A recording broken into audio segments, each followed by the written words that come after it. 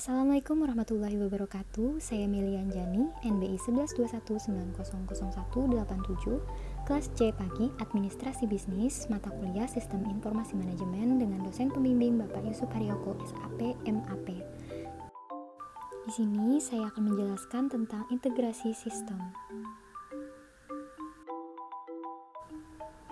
Pengertian integrasi sistem, integrasi, adanya saling keterkaitan antar subsistem sehingga data dari satu sistem secara rutin dapat melintas, menuju atau diambil oleh satu atau lebih sistem yang lain. Sifat integrasi sistem informasi manajemen, integrasi sistem informasi dapat bersifat hierarkis, yaitu pada tingkat transaksi akan memberikan masukan data kepada sistem tingkat manajerial atau sering pula dalam arah sebaliknya. Integrasi sistem memiliki konsep, yaitu suatu konsep sistem yang dapat saling berhubungan satu dengan yang lain dengan berbagai cara yang sesuai dengan keperluan. Dengan begitu, pengembangan sistem informasi manajemen canggih berbasis komputer memerlukan sejumlah orang yang berketerampilan tinggi dan berpengalaman lama dan memerlukan partisipasi dari para manajer organisasi. Karena sistem integrasi atau integrated system merupakan sebuah rangkaian proses untuk menghubungkan beberapa sistem komputerisasi dan software aplikasi, baik secara fisik maupun secara fungsional.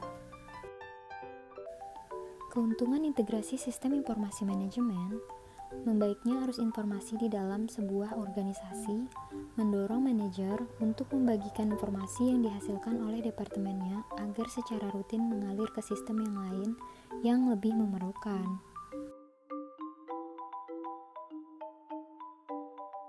Banyak organisasi yang gagal membangun sistem informasi manajemen karena pengorganisasian perusahaan yang kurang wajar, kurangnya perencanaan yang memadai, kurangnya personil yang handal, kurangnya partisipasi manajemen dalam bentuk keikutsertaan para manajer dalam merancang sistem, mengendalikan upaya pengembangan sistem, dan memotivasi seluruh personil yang terlibat. Nah, dengan adanya sistem informasi manajemen ini, sebuah perusahaan mengharapkan suatu sistem yang dapat bekerja secara cepat dan akurat sehingga produktivitas kerja di perusahaan lebih meningkat. Namun, karena beberapa faktor tertentu, terkadang malah perusahaan mengalami kegagalan.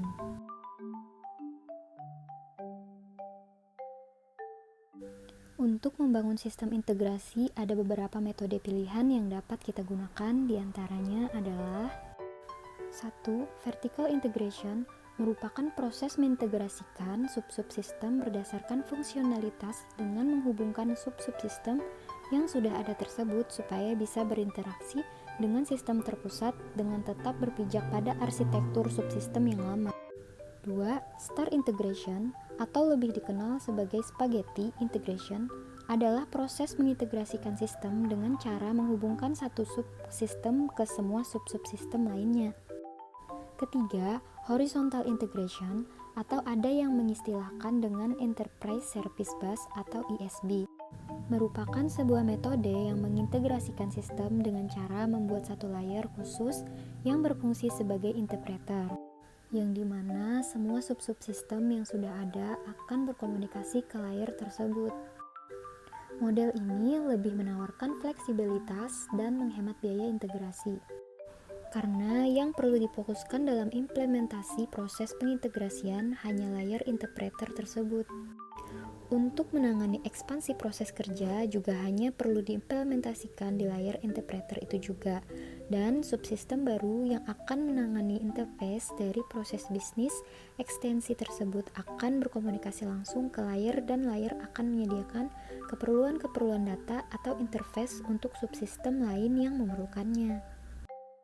Metode Enterprise Service Bus atau ESB ini memiliki banyak kelebihan jika diadopsi dalam merancang arsitektur sistem integrasi, yaitu antara lain A. Lebih cepat dalam melakukan penyesuaian dengan sistem yang telah ada. B. Meningkatkan fleksibilitas, mudah untuk diperbarui mengikuti perubahan keperluan sistem atau sistem requirements. C. Membuat standar sistem sehingga bisa dapat diaplikasikan di subsistem manapun. D. Porsi pekerjaan software development lebih banyak di konfigurasi daripada menulis kode untuk integrasi. Dapat diterapkan mulai ruang lingkup kecil hingga di level enterprise. Berikut beberapa contoh diagram yang bisa kita lihat. Berdasarkan pembahasan masalah tersebut dapat diambil kesimpulan sebagai berikut. Sistem informasi manajemen adalah sebagai suatu sistem berbasis komputer yang menyediakan informasi bagi beberapa pemakai dengan kebutuhan yang sama. Informasi tersebut tersedia dalam bentuk laporan periodik, laporan khusus, dan output dari model matematika. Output informasi digunakan oleh manajer maupun non-manajer dalam perusahaan saat mereka membuat keputusan untuk memecahkan masalah. Suatu pelaporan biasanya memang memerlukan waktu. Namun demikian, akan semakin banyak informasi yang relevan dalam kegiatan manajerial yang dapat diperoleh bila diperlukan. Keuntungan ini merupakan alasan yang kuat untuk mengutamakan atau mengunggulkan sistem informasi terintegrasi karena tujuan utama dari sistem informasi adalah memberikan informasi yang benar pada saat yang tepat. Hal ini sangat bermanfaat bila suatu data dalam file suatu sistem diperlukan juga oleh sistem yang lainnya. Sekian beberapa informasi tentang integrasi sistem informasi manajemen dari saya.